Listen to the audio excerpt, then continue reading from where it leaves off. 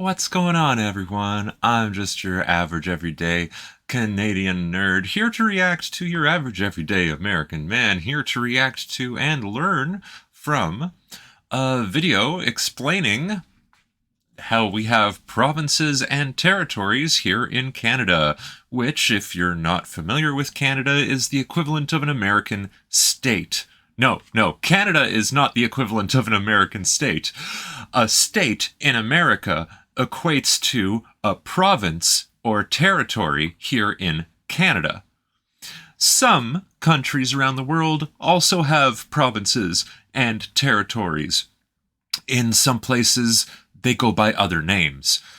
And that is just to give a little context to this video, and this is something that I'm assuming Tyler is about to learn, but I haven't seen this video yet, so I'm just guessing. I don't know how much value I'll be able to add to this video, but hey, if you stick with me, we'll get this picture out of the way, we'll get the video started, and we'll find out. What's going on, everyone? I'm just a typical, average American here today to react and learn about the Canadian provinces and territories explained. Now, I actually feel like I have somewhat of a understanding of Canadian provinces. Like, maybe just a little bit. Maybe he's seen one of those, I don't know, TikTok videos where one Canadian person assumes a personality for every different province or territory and then acts it out. And, sure. Just because I kind of look at them as equivalent to states in the United States. I've never heard of a Canadian territory. I don't even know if I could guess what that is. I would think maybe that a territory encompasses many Canadian provinces, or a territory sounds bigger to me. I don't know. I'm just completely, I'm totally speculating here. Well, there is a legal definition of difference between a province and a territory, but basically they are equivalent. Our territories are in the northern part, and they mostly First Nations territory. And I suppose therein lies the greatest difference between the province, which is incorporated, and the territories, which are unincorporated.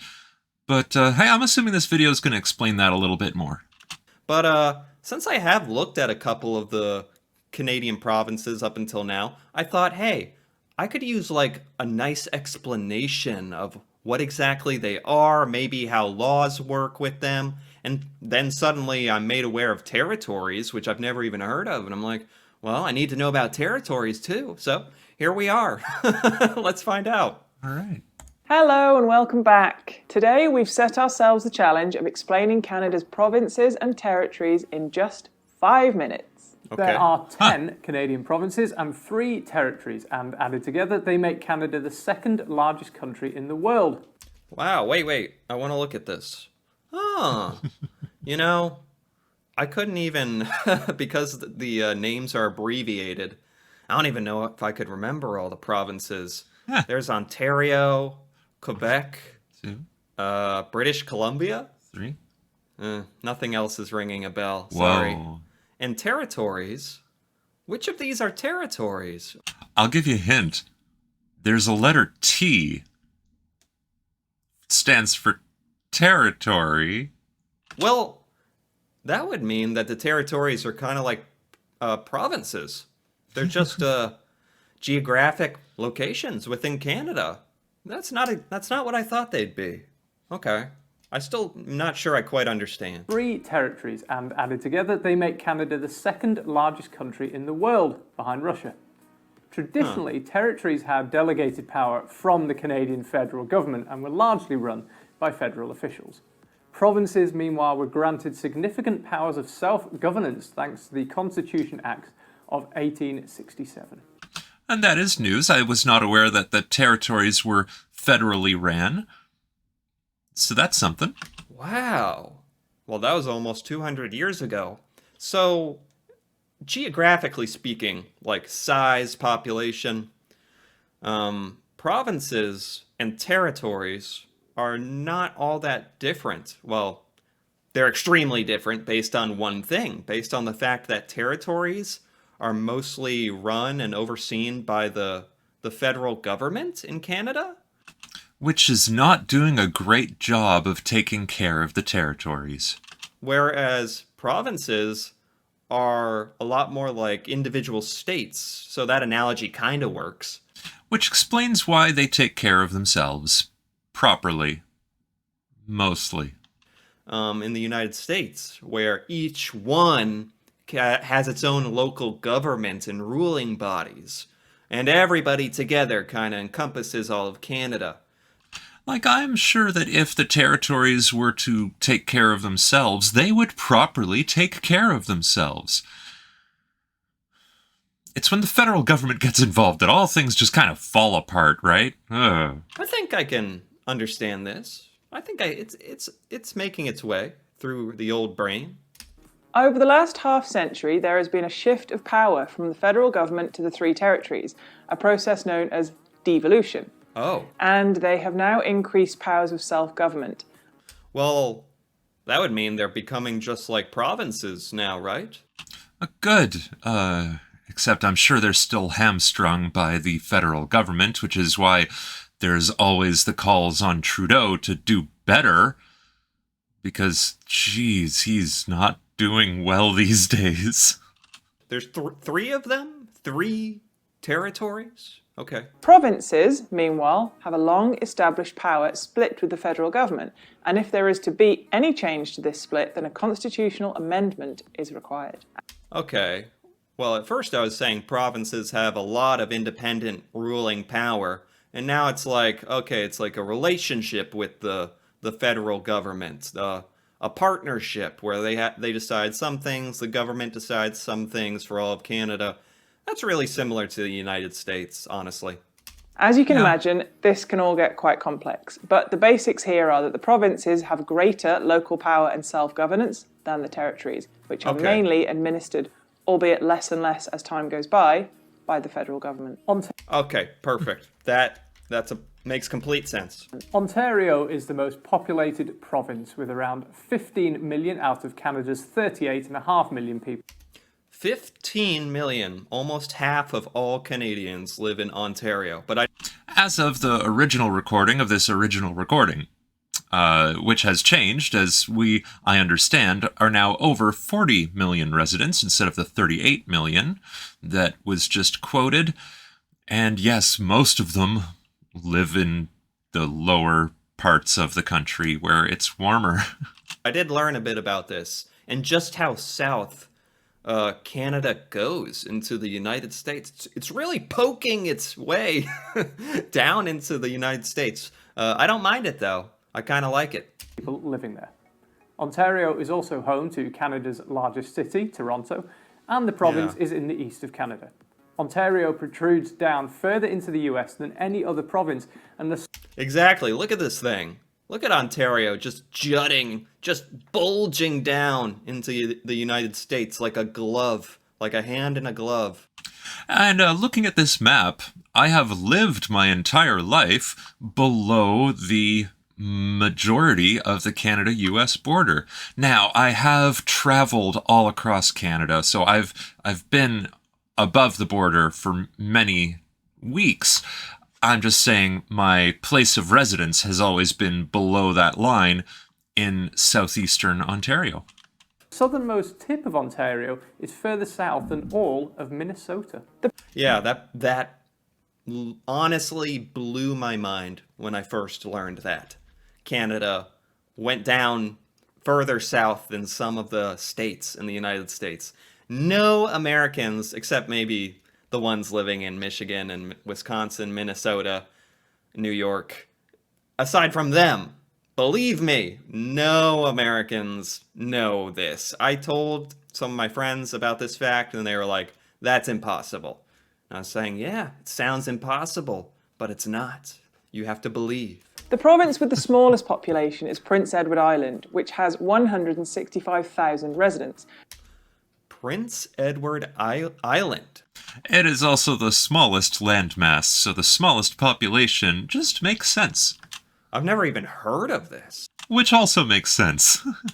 Is this a province The Potato Province with red sand. or territory? Smallest population is Ontario is further south than all of Minnesota. the province with the smallest population is Prince Edward Island, I've never heard of this. which has 165,000 residents.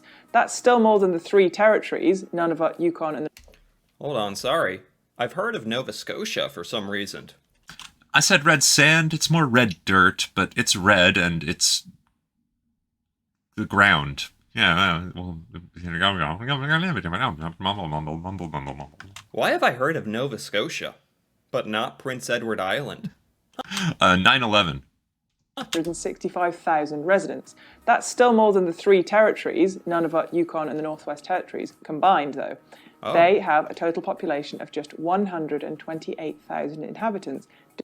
Wow, so all of the territories in Canada are to the northwest, and there's 3 of them, and they have hardly any of the Canadian population living there. And my friend Meow living there. That's really interesting. I don't know if there's anything like that in the United States. It's actually pronounced meow, but I call him Meow, and there have been times he's responded to literal meow. Very unique.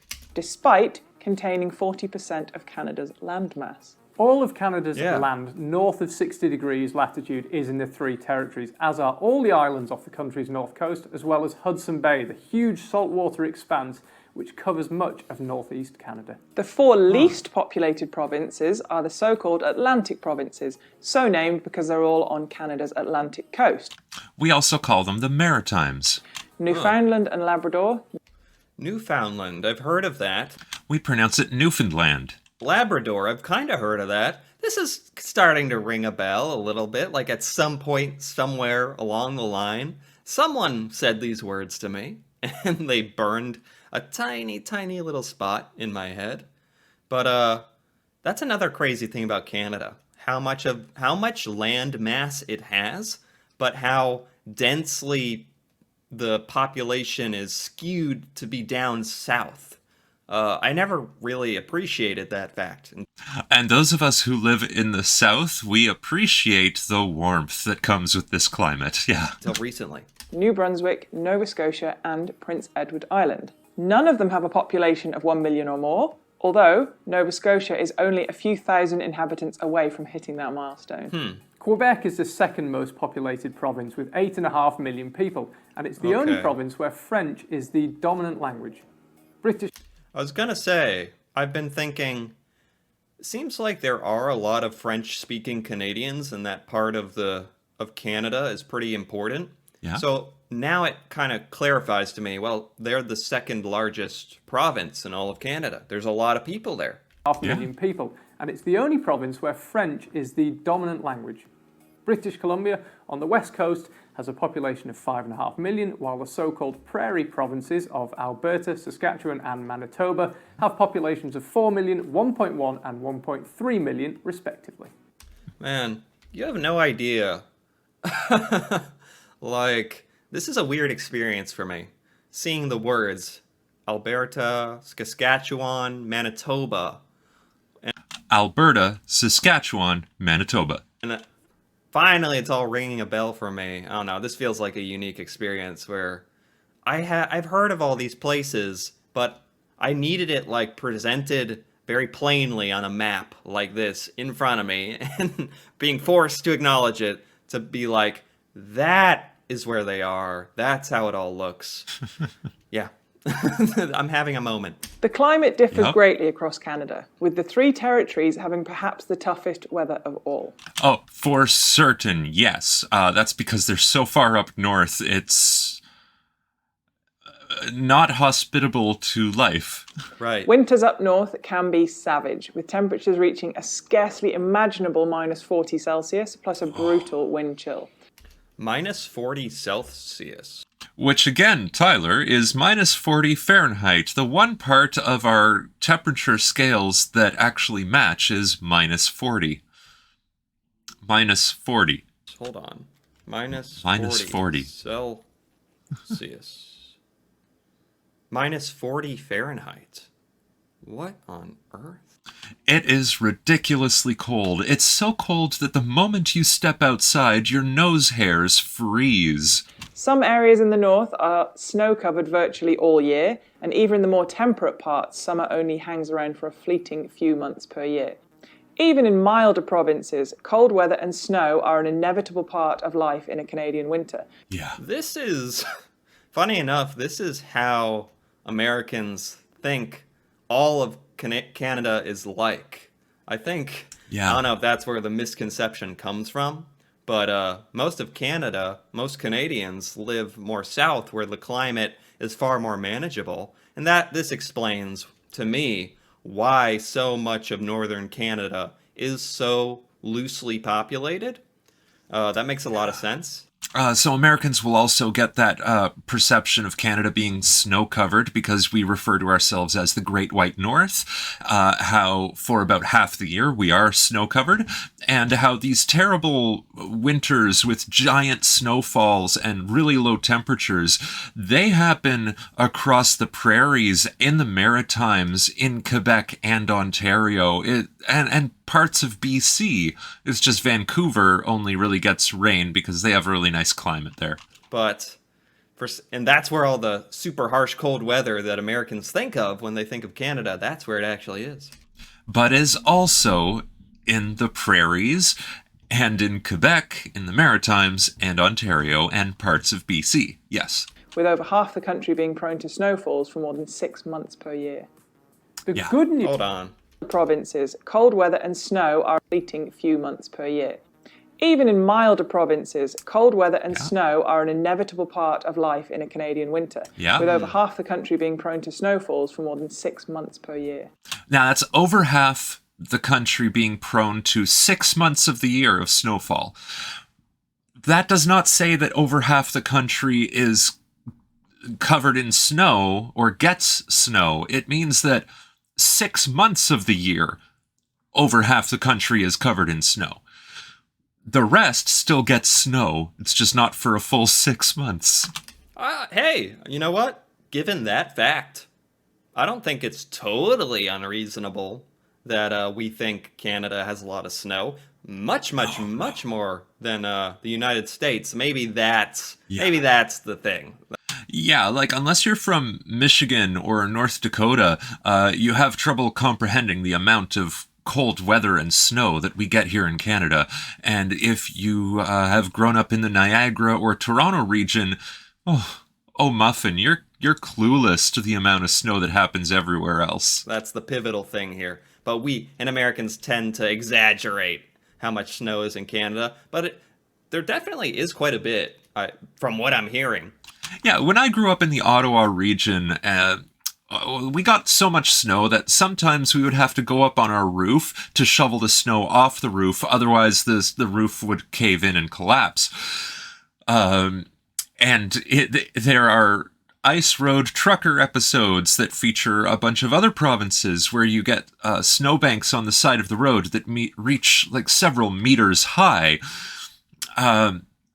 And my first year in the Niagara region, we got so much snow that I could just brush it away with a broom. Yeah, that wasn't a lot of snow.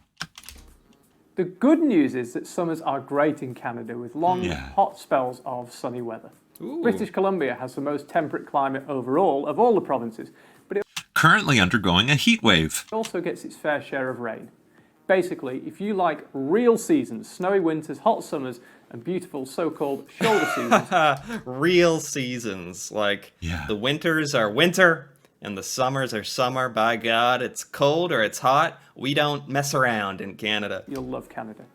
Yeah, because our autumn is very colorful and very intermediate between summer and winter. Our winters are very much winter, our summers are very much summers, and our springs, well, they exist. If you like constant warm weather and a permanently blue sky above you, this might not be the country for you. Culturally, the three territories are rural, traditional, and have a deep-rooted link between people and their land. Yes. Yeah. The four Atlantic provinces have a strong Celtic feel to them, with strong ties to Gaelic history and culture. New Brunswick, one of the four, is the only province which is officially bilingual. Very bilingual. French, and English. Quebec. Wow. I didn't realize that the different territories and provinces had such a distinguishment between them. Oh, yes, they've all got their own personalities. Absolutely. Culturally, even. The only province with French as the dominant language has a culture, music and TV scene and a feel all of its own, and has arguably got the strongest distinct identity of any province. Ontario, or more specifically Southern Ontario, is probably the most urban and metropolitan province and certainly one of the most diverse. Saskatchewan and Manitoba are characterised by big sky, small towns, strong communities and friendly people, while Alberta is the province Sounds really, really Canadian. big sky, small towns, strong communities and friendly people, while Alberta is the province which leans furthest to the right politically. Alberta has an independent spirit and can be somewhat defiant towards the federal government. Yeah, that has a lot to do with the oil that was found there. A stance enabled somewhat by its vast oil reserves and economic strength. Okay. The final province before you hit the Pacific. Wow, each province really has its own personality. All right, so this video's almost over, and they've barely recognized the territories, so I would just like to recognize we have the Yukon Territory, we have the Northwest Territories, and we have Nunavut. And Nunavut is the youngest of all the territories, and they are all very legitimate places, and there's Tim Hortons everywhere. But New Brunswick, yes, is truly bilingual in that sometimes I'd get a phone call from New Brunswick for business reasons, and I thought I was speaking with someone in Quebec because their French was just very French. Which is a lot like what Americans would say about our states. So that's pretty cool. Pacific Ocean is British Columbia, an outdoor sports paradise which contains both a liberal-feeling city in Vancouver and some more conservative communities in its interior. Which one do you like the sound of the best? If you visited Canada, which province was your favourite? Tell us in the comments and, naturally, hit subscribe. I'd just like to add, all of the provinces have their own appeal for very different reasons. Vancouver, great climate all year round, and BC, you've got the mountains. It's wonderful. The prairies are beautiful in their own way.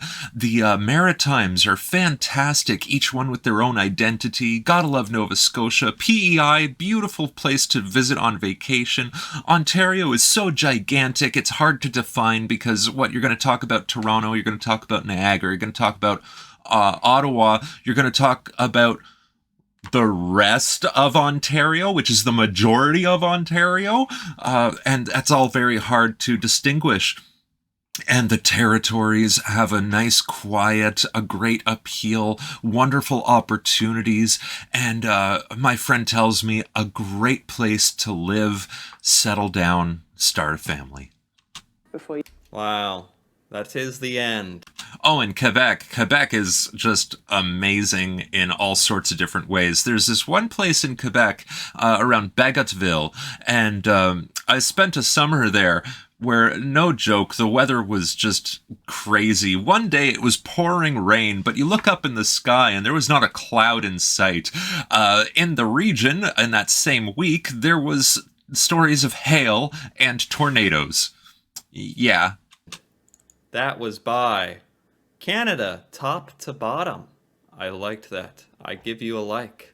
All right, and interestingly, by their accents, those are Canadian immigrants, so they are learning as they go, which is great. We love how welcoming we are, you know.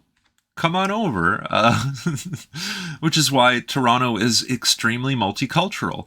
There are a lot of areas of Toronto that received refugees from year after year after year after year. No, but seriously, that was a really good video. Yeah. And I'm glad that they made sure to give a lot of extra information about the identities and the history of each of the provinces and territories, rather than just saying, oh, this is a list of that. This is just a list of them. This is where they are. They did do that, but I feel like there's a lot more background information that I really needed to know. Well, I feel like they couldn't say everything, considering they wanted to condense it down to a 5-minute video. But yeah, good job on the basic introductions. especially with, there are a lot of interesting things here as far as the population density between the different geographic regions, the difference in climate, what affects the population, and the fact that there's a big difference in Canadian culture depending on where you live. But Oh, yeah. when you think about it, that makes perfect sense. When people live in different places, and in Canada, it even feels more so like the places are quite distinctly separated based on how many people live there and or how few people live there. Yes, in fact, just in southern Ontario alone, there are cities and towns that have their own distinct personalities because they're kind of isolated pockets of civilization. And the climate and what language they speak and all sorts of things. One of the provinces was St. James? What was it called? Anyway, was an island, for crying out Prince Edward Island. loud. Don't blame me. I still haven't memorized the names of all the provinces, but I'm trying. I'm trying my best here. Anyway, I'm sure you can try harder because when we say we're doing our best, we're lying to ourselves and everyone else because we can always be better. if you enjoyed this video, Oh, or this if one. you enjoyed this reaction, feel or free mine. to give it a like, Please. or leave a comment, Like it. And if Type you're your interested thoughts. in more videos like this, Like me this, reacting to Canada, me reacting Canadian to him, culture, reacting places, to us things and ours, I've never seen before, which we know. Feel free to subscribe for more. Go ahead. And until then, thanks for watching, and see you next time. Yes, thank you very much for watching. I appreciate every one of the views I get. Whether you leave a comment and a like or a subscription or not, I still appreciate them. I hope you appreciate them, enjoy them just a little bit. And, hey, thanks. Keep being awesome. Bye. Science, spirit, life. Nerd Pope King.